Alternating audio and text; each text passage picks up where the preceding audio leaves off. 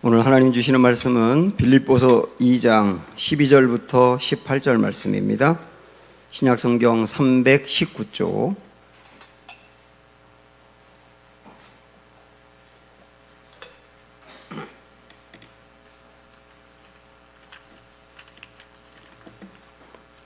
빌립보서 2장 12절부터 18절 말씀. 그러므로 나의 사랑하는 자들아, 너희가 나 있을 때뿐 아니라 더욱 지금 나 없을 때에도 항상 복종하여 두렵고 떨림으로 너희 구원을 이루라.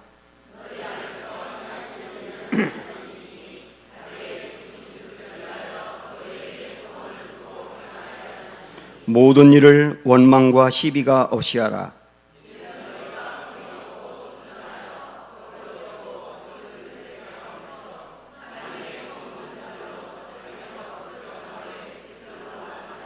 생명의 말씀을 밝혀 나의 다름질이 헛되지 아니하고 수고도 헛되지 아니하므로 그리스도의 날에 내가 자랑할 것이 있게 하려 함이라.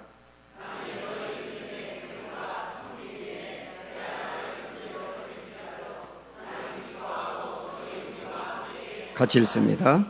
이와 같이 너희도 기뻐하고 나와 함께 기뻐하라. 아멘. 우리 주위의 분들 서로 인사 나누겠습니다. 주님이 하십니다 하고 인사할까요?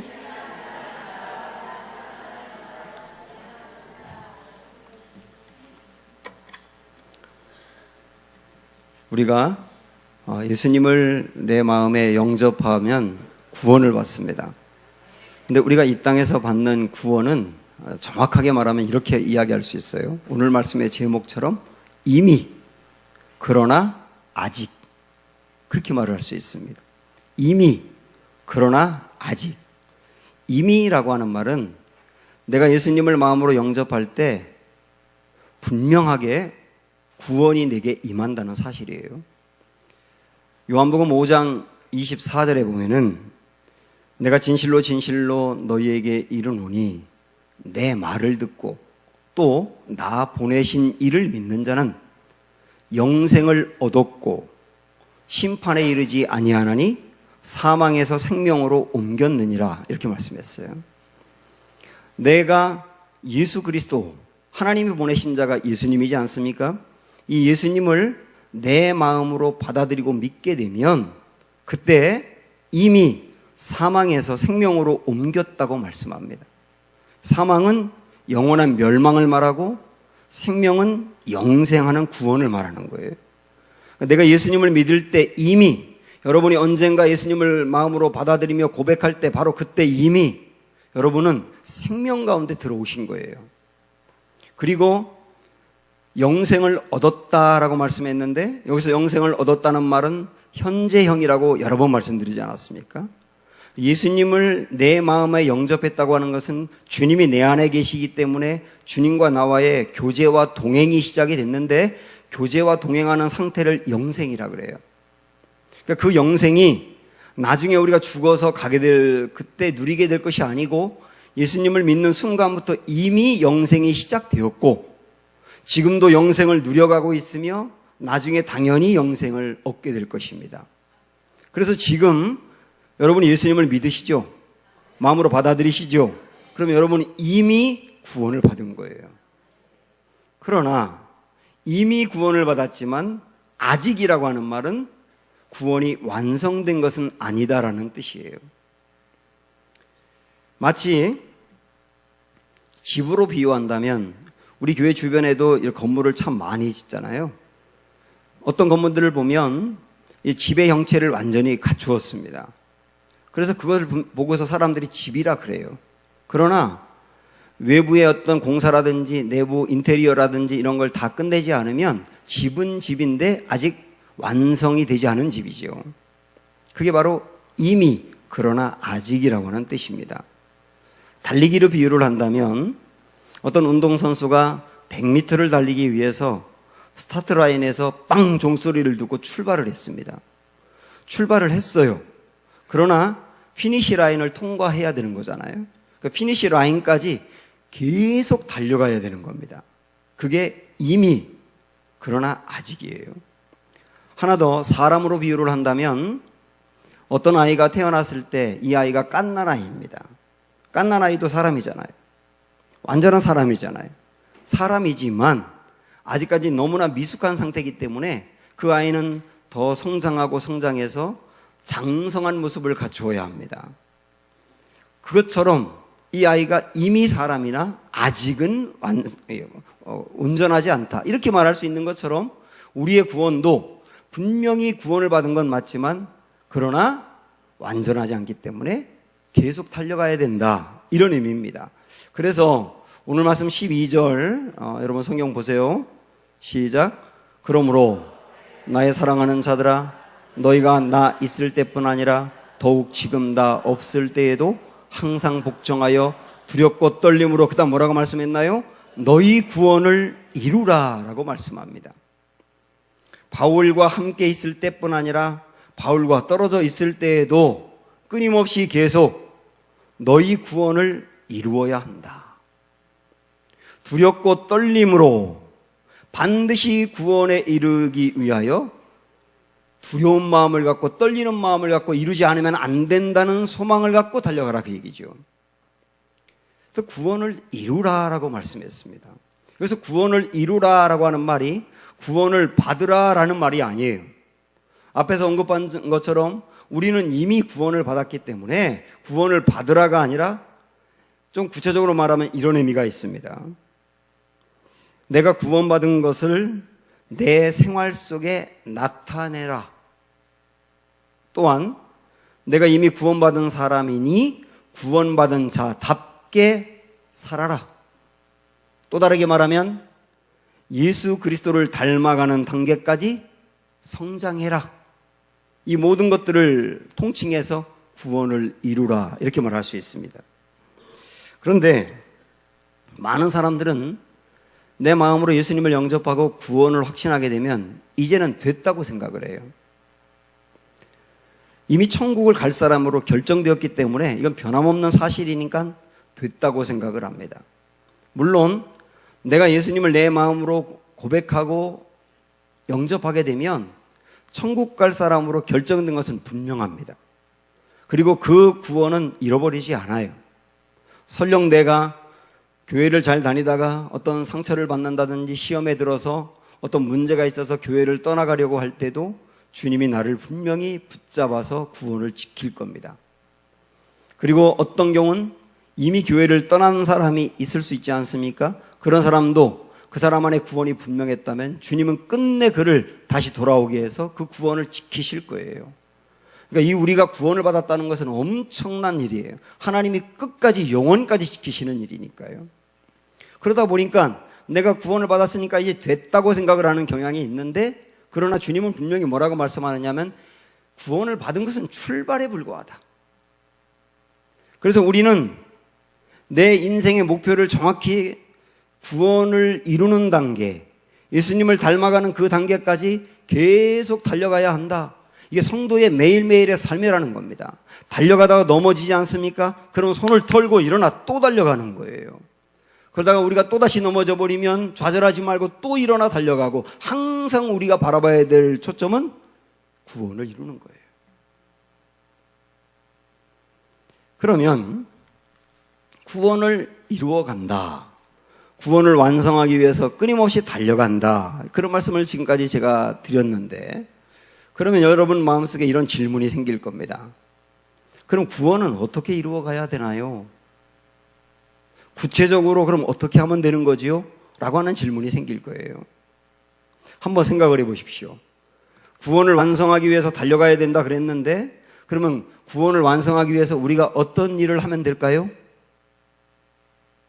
여러분 지금 마음에 떠오르는 아마 생각들은 대략 이런 게 아닐까 싶어요.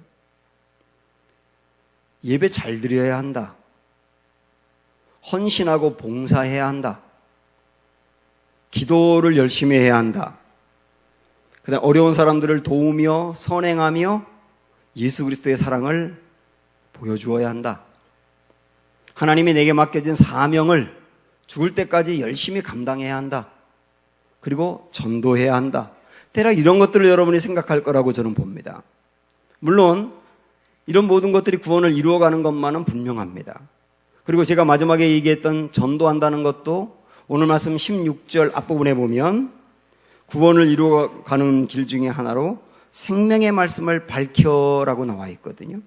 생명의 말씀을 밝혀라고 하는 말은 생명의 말씀인 성경을 늘 붙들고 살며 그 말씀을 증거한다는 의미가 있어요. 그래서 전도하고 사는 것도 구원을 이루어가는 것은 분명합니다. 그러나 오늘 말씀을 보면 구원을 이루어가는 구체적인 길로 이 말씀을 하고 있는데요. 이 말씀은 우리가 절대로 생각하지 못한 전혀 다른 내용일 거예요. 그게 뭔지 한번 보세요. 14절 말씀 시작. 모든 일을 원망과 시비가 없이 하라. 구원을 이루어가라.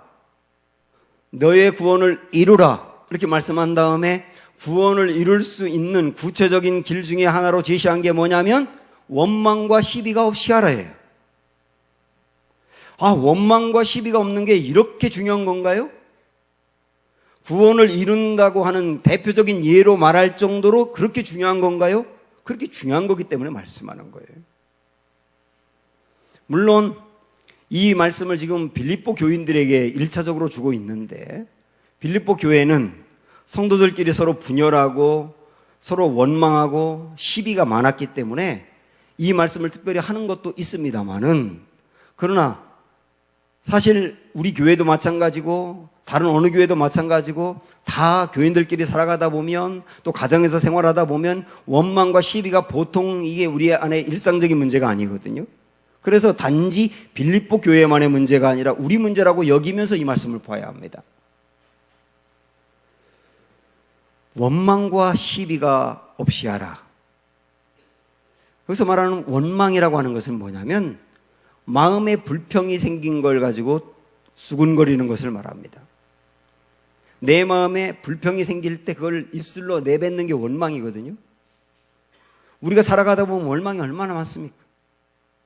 시비라고 하는 것은 내 마음에 어떤 사람에 대해서나 하나님에 대해서 의심하고 공격적으로 논쟁하는 것을 말해요. 그 시비라고 하는 말입니다. 그래서 원망과 시비는 연결됩니다. 왜냐하면 내 인생에 원망이 생기면 반드시 시비가 되게 돼 있어요. 그리고 이것을 조금 다른 각도에서 말하면 원망은 주로 하나님에게 하는 거고 시비는 사람에게 하는 겁니다. 하나님을 신뢰하지 못할 때 나오는 게 원망이고 사람을 신뢰하지 못할 때 나오는 게 시비예요. 그래서 원망의 결과로 기쁨과 감사를 잃어버리게 돼 있고 시비의 결과로 사람과의 관계가 나빠지게 되어 있습니다. 그래서 원망과 시비가 끊임없이 있는 사람 안에는 절대로 행복이 없고요, 평안이 없고요. 그런 사람들이 함께 사는 공동체는 깨어지게 돼 있고 가정이라든지 교회가 흐트러지게 돼 있고 그래서 원망과 시비 문제를 해결하지 않으면 구원을 이룰 수 없는 게 분명합니다. 그래서 구원을 이루라라고 하는 대표적인 길로 원망과 시비 문제를 이야기하는 거예요. 그런데 여러분 14절 말씀을 다시 보시면 원망과 시비가 없이 하라라고 하는 말씀 앞에 모든 일을 이라고 말씀했어요. 모든 일을 어떤 경우에 원망과 시비가 없이 하라라고 말씀하지 않고 내 인생에 일어나는 모든 일에 대하여 원망과 시비가 없이 해야 한다. 이렇게 말씀했다고요. 그러니까 우리가 고난을 당할 때도 원망과 시비가 없이 해라. 내가 맡은 일에 대하여도 원망과 시비가 없이 해라. 내가 유혹을 받을 때도 그렇게 해야 되고 어려운 환경에 처했을 때도 마찬가지며 내 처지가 어떠하든 상관없이 모든 일에 원망과 시비가 없이 하라. 이렇게 말씀했다고요. 그러나 솔직히 과연 어느 누가 살아가면서 가정에서 교회에서 사람들과의 관계 속에서 원망과 시비가 없겠습니까? 이스라엘 백성들도 출애굽을 하고 가나안 땅을 향해서 출발했지 않습니까? 그동안의 바로와 애굽의 그 학정과 억압으로부터 벗어나서 자유를 얻었어요. 그것을 영적인 의미로 말하면 구원을 받았다는 뜻이에요. 이스라엘 백성들은 죄로부터 벗어나서 구원을 받은 상태였다고 보는데 구원을 받은 그들 안에 끊임없는 원망이 있었어요. 그래서 출애굽기, 레위기, 민수기, 신명기 이 네 권 이스라엘 백성들의 출애굽 과정과 관련되어 있는 말씀 안에 이스라엘 백성들이 21번 원망을 합니다. 마실 물이 없다고 원망, 먹을 것이 없다고 원망, 오이 같은 채소 먹고 싶은데 없다고 원망, 매일 만나만 주냐고 원망. 끊임없이 그들 안에 원망이 나와요. 성경에 기록된 것만 21번이라니까요. 여러분, 이건 무엇을 얘기하느냐 하면 이미 구원을 받은 삶 사이에도 원망이 그렇게 많다는 것을 이야기해요. 우리도 그렇지 않습니까? 그래서 어떤 사람은 하나님에 대한 원망을 쏟아붓고, 부모에 대한 원망, 어려운 환경을 만나면 배우자에 대한 원망, 어떤 사람은 하나님에 대한 원망은 하지 않지만 내 가족에 대한 원망, 어떤 사람은 처음에 어려운 일을 만나면 원망하진 않고 이 어려움을 통하여 내가 성장하기 원합니다 그러면서 의연하게 대처하지만 그 고난이 계속 깊어지게 되면 나중에는 원망으로 바뀌는 경우를 얼마나 많이 봅니까? 실질적으로 구원받은 우리의 삶 속에서도 원망과 시비가 끊이지 않는다고요. 그래서 원망과 시비가 없이 하라라고 하는 이 말씀을 지키는 것은 정말 어려운 일이에요. 어떻게 하면 지킬 수 있느냐? 다음 주에 말씀드리겠습니다. 드라마를 보면 다 보여주지 않고요. 남겼다가 다음 주에 보여주더라고요. 13절 한 절 말씀이 이게 어떻게 이루어갈까에 대한 중요한 말씀인데 그건 다음 주에 13절만 가지고 말씀드릴게요. 주님은 원망과 시비가 없이 하라. 근데 그거 실제 우리가 지키기는 정말 어렵다. 이런 말씀 드리지 않습니까? 그러나 가만히 보면 누구보다도 원망할 수 있는 상황에서 원망하지 아니하는 하고 시비하지 아니하며 그걸 극복한 사람도 굉장히 많더라고요. 요셉은 형들로부터 왕따를 당합니다. 구덩이에 갇혀서 죽을 뻔했습니다. 형들이 구덩이에 있는 이 요셉을 꺼내서 노예로 팔아버렸습니다. 17살 나이에 노예가 됐다고요. 그러나 요셉은 형들을 원망하지 않아요. 보디발의 집에서 열심히 살았는데 보디발의 아내가 요셉을 흠모하는 나머지 붙들고 늘어져요. 벗어버리고 도망갔는데 억울하게 옥에 갇히게 되었어요. 강간 미수범. 그러나 그는 그 옥 안에서도 보디발의 아내나 그 남편 보디발을 원망하지 않아요. 하나님도 원망하지 않아요. 다윗은 어느 누구보다도 원망이 많을 사람입니다. 아니, 나라가 위기에 빠졌는데 내 목숨을 바쳐가지고 나라를 건져냈잖아요. 근데 그 다음부터 왕이 미워하는 거예요. 왕이 자기 장인이었거든요. 장인이 사위를 죽이려고 한다. 그리고 사울 왕에게 붙어서 거짓말로 모함하고 배신하는 사람들이 질비한 거예요. 그래서 누구보다도 상처를 가장 많이 입은 사람이 다윗이고 원망을 쏟아내도 그 상처가 해결되지 않을 정도로 겹겹이 쌓여 있었다니까요. 그러나 다윗은 사람을 원망하지 않아요. 하나님에게 나아가서 사람들이 나에게 왜 그러죠? 라고 하나님께 이르긴 해요. 그러나 원망하진 않아요. 도리어 사울왕을 죽일 수 있는 기회가 2번이나 있었는데 그를 살려줍니다. 바울도 복음을 전하다가 빌립보에서 감옥에 갇힙니다. 빌립보에서 복음을 전하는데 거기에 귀신 들려가지고 귀신에 의해서 마술을 부리는 여자 종이 있었어요. 그리고 그 주인은 여자 종이 마술을 부리니까 사람들로부터 마술을 보여주고 돈을 거두어 들여가지고 부자가 됐거든요. 근데 바울이 이 여자 종을 보면서 안타까워서 그에게서 귀신을 내쫓고 고쳐줍니다. 그러니까 그 다음 마술을 못하는 거예요. 그러니까 주인이 화가 나가지고 바울을 고소해서 옥에 갇히게 되었어요. 거기서 숱한 매를 맞습니다. 아니, 나는 복음을 전하다가 이렇게 됐는데 이게 말이 됩니까? 라고 원망할 수 있는데 바울은 원망하지 않습니다. 자기의 처지를 비관하지 않아요. 내가 복음을 전하게 된 것을 후회하지 않아요. 오히려 그 감옥 안에서 찬양을 해요. 성경에 보면 누구보다도 원망할 수 있는 상황에서 원망하지 아니하며 시비를 걸지 아니하며 그걸 극복한 사람들이 굉장히 많이 나옵니다. 오늘날 우리 주변에도 그런 사람이 많고요. 우리 선배들 중에도 그런 분이 많습니다. 그 중에 한 분을 소개할게요.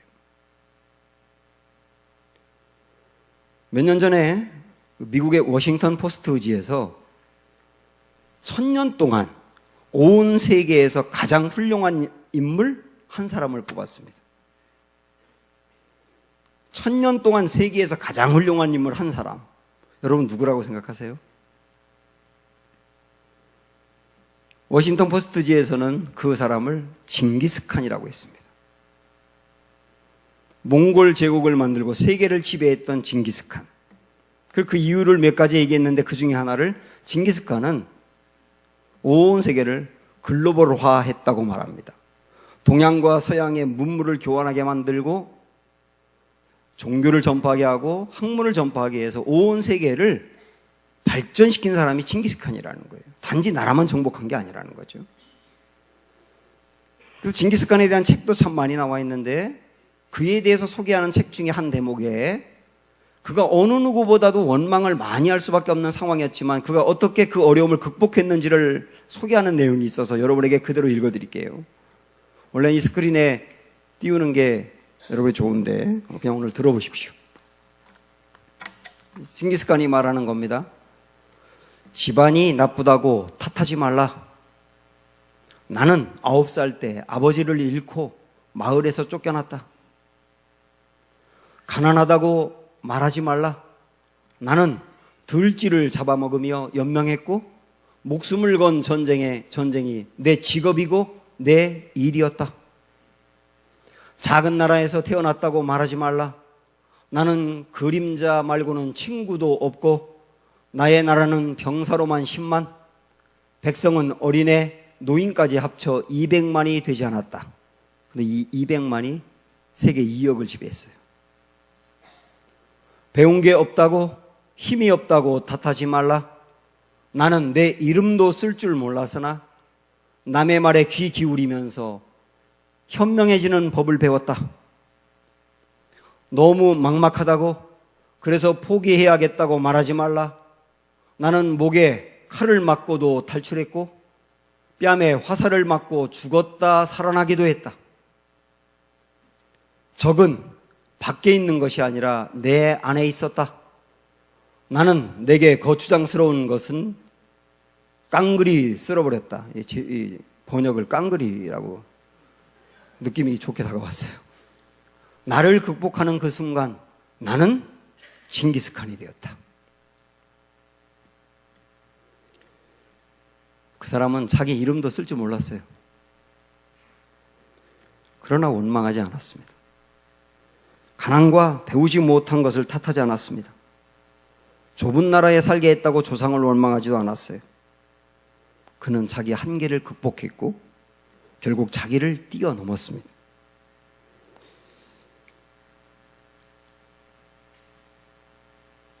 배가 바다 위를 떠가고 있는데 배를 침몰시키는 것은 배 밖에 있는 물이 아닙니다. 배 안에 있는 작은 구멍이에요. 우리의 인생을 침몰시키는 것도 마찬가지입니다. 나 밖에 있는 나쁜 상황이 아니에요. 내 안에 자리 잡고 있는 원망과 시비입니다. 사랑하는 여러분, 살아가다 보면 원망과 시비가 많을 수 있고 여러분 가정 안에서도 교회에서도 직장 안에서도 그럴 수 있지만 오늘 주님 말씀합니다. 모든 일에 원망과 시비를 하지 말라. 이게 구원을 이루어가는 것이다. 주님 말씀하세요. 그러면 원망과 시비를 어떤 상황에서든지 하지 않을 때 어떤 결과가 나오는가? 그게 15절의 말씀입니다. 15절 시작. 이는 너희가 흠이 없고 순전하여 어그러지고 거스르는 세대 가운데에서 하나님의 흠 없는 자녀로 세상에서 그들 가운데 빛들로 나타내며, 이는 이라고 말하는 것은 모든 일에 원망과 시비를 하지 않을 때 어떤 결과가 나오는지를 소개하는 거예요. 이 말씀을 보면 이 세상을 뭐라고 표현하느냐면 어그러지고 거스르는 세대라고 표현합니다. 어그러진다라고 하는 말은 뒤틀렸다는 뜻이에요. 하나님이 처음 만든 세상이 아니라 뒤틀어진 세상입니다. 그렇지 않습니까? 지금 온 세상이 뒤틀어져서 질서가 깨졌지 않습니까?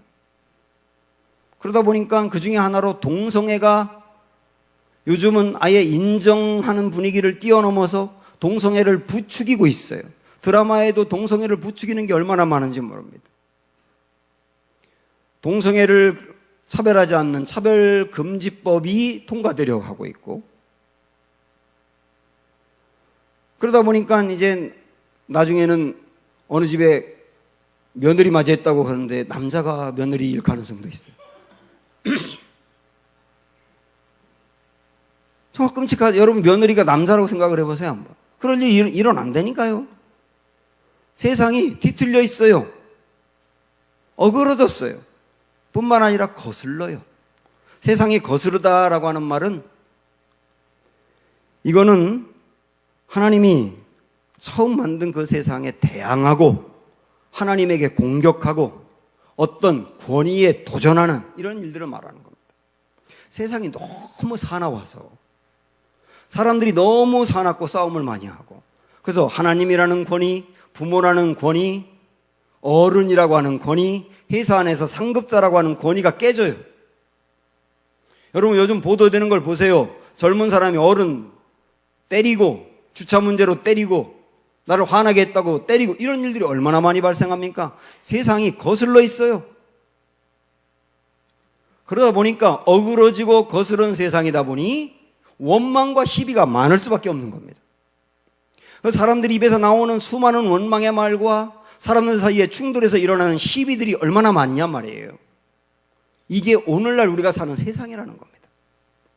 그런데 세상은 그런데 그 세상 속에서 사는 그리스도인들이 모든 일에 원망과 시비를 하지 않을 때 결국 그 아름다운 모습으로 살아가는 성도들이 세상의 빛으로 나타난다, 이 말씀이에요. 그렇지 않습니까? 여기서 말하는 빛이라고 하는 것은 다르다는 뜻입니다. 결국은 어두운 가운데, 다 어두운데 빛이 하나 들어가면 밝게 빛나는 것처럼 어두운 세상, 어그러지고 거스르는 세상 속에서 원망과 시비가 없이 사는 사람이 그 어두운 세상에 빛이 된다는 거예요. 그리고 그 빛은 예수님이 보이신 모습이기도 합니다. 예수님은 겸손하게 자기를 낮추시며 하나님이신데도 불구하고 인간이 되셨고 섬기며 종처럼 살다가 다른 사람을 위하여 십자가에서 당신이 하나밖에 없는 목숨을 내놓았지 않습니까? 그 기가 막힌 사랑을 어두운 세상 속에 전하는 게 빛이에요. 그러나 이렇게 살아가는 것은 무척 어렵습니다. 저는 직장 생활을 해보지 않았거든요. 저의 직장은 처음부터 지금까지 계속 교회입니다. 신학교를 졸업하고 계속 교회에서만 생활해서 성도들이 직장 안에서 얼마나 치열하게 사는지, 얼마나 힘든 일이 있는지 사실은 잘 몰라요. 그런데 제자훈련을 해보면 직장 생활하는 사람들이 말씀대로 사는 게 얼마나 어렵고 어그러지고 거스른 세대 속에서 믿음 붙들고 살며 원망과 시비하지 않고 사는 게 얼마나 어려운 일인지 들어서 압니다. 진짜 그렇거든요. 그리고 어떤 가정에 며느리 혼자 예수님을 믿는 데도 있어요. 그런데 믿음을 지켜가면서 내 가정 안에서 인정을 받으면서 궁극적으로 내 가족 모두를 예수님을 믿게 만드는 게 얼마나 어려운 일이냐고요. 그래서 실질적으로 어그러지고 거스른 세상 속에 살아가면서 원망과 시비가 없이 한다는 것은 정말 어려운 일입니다. 그런데 주님은 그렇게 살라고 말씀해요. 왜냐? 어그러지고 거스른 세상이라고 해서 우리 성도마저도 그 어그러지고 거스른 세상 속으로 그냥 편입해 버린다면 이 세상은 누가 밝게 하냐는 거예요. 이 세상의 소망은 누가 전하는 거예요. 전할 수 있느냐는 겁니다. 아무리 어두워도 그래도 빛 하나 들고 들어가서 이 직장 안에서 저 직장 안에서 이 가정에서 저 가정에서 우리 성도들 한 명 한 명이 우뚝 서서 빛을 드러내며 원망과 시비가 없이 하는 삶을 살 때 그래도 세상은 여기저기 빛이 보이지 않겠느냐는 거예요. 그게 우리에게 주신 사명입니다. 그래서 저는 분명히 이렇게 말씀드리고 싶어요.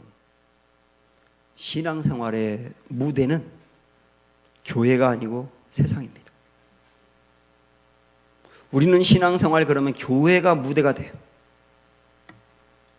물론 교회도 무대인 것은 맞지만 그러나 신앙생활의 주 무대는 교회가 아니에요. 신앙생활의 주 무대는 여러분의 가정이에요. 여러분의 일터고 세상입니다. 그래서 신앙의 열매는 교회가 아니라 가정에서 맺혀야 되고 일터에서 맺혀야 되는 겁니다. 교회는 그래도 빛이 있습니다. 빛이 있는데 교회에서 빛을 비치면 그 빛에다가 또 빛을 비치면 조금 밝아지는 것에 불과하지만 세상은 어두워요. 그래서 거기로 빛을 갖고 나아가서 거기서 열매를 거두셔야 된다니까요. 분명히 하세요, 여러분. 신앙생활의 주 무대는 어디라고요? 세상이라고요. 우리는 오늘 말씀을 통해서 구원을 이미 받았지만 그러나 완성을 위하여 이루어가야 한다. 그 완성을 이루어가는 길 중에 하나가 모든 일에 원망과 시비가 없이 하는 거다. 그렇게 할 때 온 세상에 빛으로 나타나게 된다. 이 말씀까지 드렸습니다. 마지막으로 그렇게 살아가는 성도들을 보는 바울의 마음은 너무나 기쁘다고 고백을 합니다. 우리 16절부터 18절까지 보겠는데요. 16절에 나의 다름질이, 여기부터 시작. 나의 다름질이 헛되지 아니하고 수고도 헛되지 아니하므로 그리스도의 날에 내가 자랑할 것이 있게 하려 함이라. 만일 너희 믿음의 제물과 섬김 위에 내가 나를 전제로 드릴지라도 나는 기뻐하고 너희 무리와 함께 기뻐하리니 이와 같이 너희도 기뻐하고 나와 함께 기뻐하라. 한마디로 뭐라고 말씀드리느냐면 빌립보 교인들이 오늘 우리에게 주신 이 말씀대로 살아가는 모습을 볼 때 바울은 내 목회가 헛되지 않았구나 하고 보람을 느끼고, 그 다음에 사람들을 만나기만 하면 빌립보 교회에 이런 사람들이 있어요. 아니 세상에서 어두운 세상에서 빛을 전하는 훌륭한 교인들이 있어요 라고 자꾸 자랑하게 되고, 그러면서 바울이 자기에게 있는 이 목숨을 전제와 같이 부어드리더라도 기쁘다고 그랬습니다. 전제는 구약시대에 있었던 제사의 방법인데 특징은 포도주를 한 방울도 남김없이 다 쏟아 부어드리는 게 특징이에요. 그러니까 바울은 전제와 같이 부어진다는 말은 내가 하나님을 위하여 내 안에 있는 열정과 에너지, 힘, 모든 것을 다 쏟아 부어드리더라도 성도들이 그렇게 살아가는 것을 보면 기쁘다는 거예요. 이건 제가 이 말씀 읽어보는데 솔직히 저의 기쁨도 똑같습니다. 저의 기쁨도 우리 성도들이 누가 봐도 원망과 시비가 많을 것 같은 어려운 삶을 살고 있는데 그분이 원망과 시비에 빠지지 아니하면서 감사하고요, 그걸 극복하고 뛰어넘는 것을 볼 때 정말 목회의 보람을 느끼는 거예요. 그리고 저도 우리 친구 목사님들과 일주일에 한 번씩 만나서 공부를 하는데 그럴 때 만나면 자기 교회 자랑하거든요. 그런 분들 자랑을 막 하게 되는 거예요. 그러면서 하나님이 제게 주신 이 에너지를 다 사용해서 목회하고 전부 다 쏟아붓고 마지막 하나님 앞에 갈 때는 어떤 에너지가 남아있지 않을 정도로 다 붓는다 하더라도 그런 성도들이 여기저기서 나타나는 것을 본다면 정말 기쁘겠어요. 이것은 우리 주님의 마음도 똑같지 않겠습니까? 사랑하는 여러분, 어려워도 정말 주저앉을 것 같은 어려운 상황이어도 원망하지 아니하고 시비하지 아니하며 세상의 빛들로 나타나는 그런 아름다운 역사가 있기를 축복합니다.